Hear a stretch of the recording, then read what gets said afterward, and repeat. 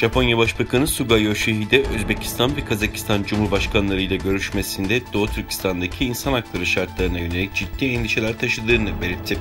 Dışişleri Bakanlığı açıklamasına göre Başbakan Suga, telefonda görüştüğü Kazakistan Cumhurbaşkanı Kasım-Jomart Tokayev ve Özbekistan Cumhurbaşkanı Şevket Mirziyoyev ile ikili ve bölgesel ilişkileri ele aldı. Görüşmede Suga, Türk dünyası liderlerine Çin'in Sincan Uygur Özerk Bölgesi ile Hong Kong Özel İdari Bölgesi'ndeki insan hakları şartlarına yönelik ciddi endişeler taşıdığını belirtti. Suga, Hint-Pasifik sularında statikoyu değiştirmeye yönelik Çin'in tek taraflı girişimlerine ve Çin'de 1 Şubat'ta yürürlüğe giren ve kendi sahil güvenliğine söz konusu sularda kurallara uymayan yabancı gemilere karşı silah kullanma yetkisi veren yasaya yönelik kaygılarını da aktardı. Kyodo Ajansı'nın haberine göre görüşmede Kazakistan Cumhurbaşkanı Tokayev konuyu ciddiyetle ele aldıklarını, Özbekistan Cumhurbaşkanı Mirziyoyev de birçok uluslararası meselede Japonya ile aynı görüşleri taşıdıklarını kaydetti.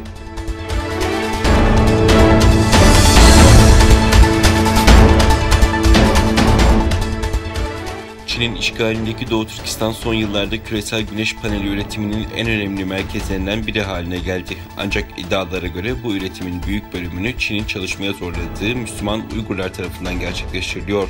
Birleşik Krallık'taki Sheffield Hallam Üniversitesi Helena Kennedy Merkezi'nin yayınladığı yeni bir rapora göre Sincan'da güneş paneli üretimi Uygurların ve diğer etnik azınlıkların sömürüsünü temel alıyor olabilir.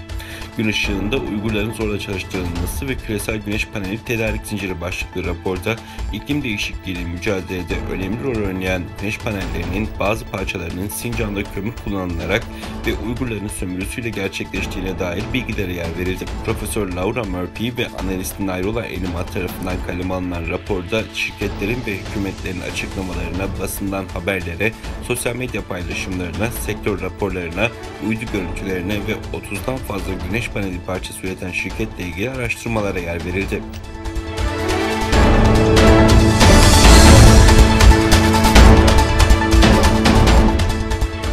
Çin, ABD Dışişleri Bakanı Antony Blinken'ın ABD Çin'in ekonomik baskısı karşısında Avustralya'yı sağda yalnız bırakmayacak sözlerinin ardından ABD'yi zorlayıcı diplomasi yapmakla suçladı.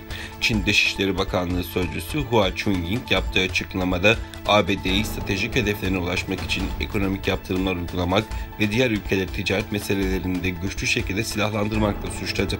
ABD'nin kısıtlamalarıyla karşı karşıya kalan Huawei ve ZTE gibi firmalara atıfta bulunan Hua, Çin'in telekomünikasyon ve diğer yüksek teknoloji endüstrilerinin ABD'nin ekonomik baskısına kurban gittiğini söyledi.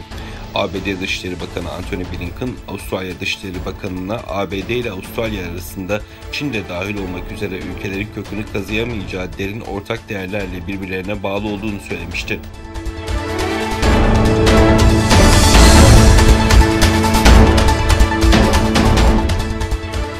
Filipinler Devlet Başkanı Rodrigo Duterte, Çin'in Güney Çin Denizi'ndeki gemilerinin geri çekilmesi yönündeki çağrısını reddetti.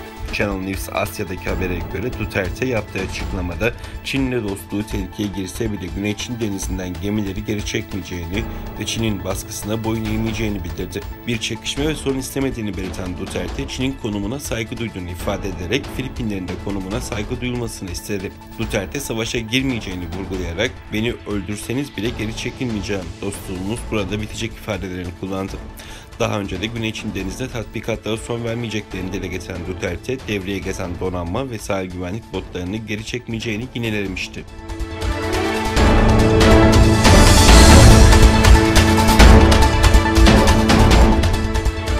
Almanya Başbakanı Angela Merkel, AB-Çin yatırım anlaşmasının iki tarafa da yarar getireceğini söyledi. Merkel, partisinin dün düzenlenen grup toplantısında video konferans yoluyla yaptığı konuşmada, AB-Çin yatırım anlaşmasının onay sürecinde bazı zorluklar yaşanmasına rağmen anlaşmanın önemli bir taahhüt olduğunu ve iki tarafın da bu anlaşmadan yarar göreceğini belirtti.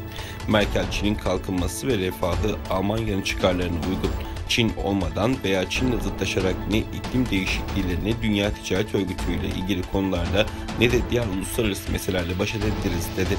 Çin ve AB 30 Aralık 2020'de AB-Çin yatırım anlaşmasına ilişkin müzakerelerin öngörülen tarihte tamamlandığını açıklamıştı.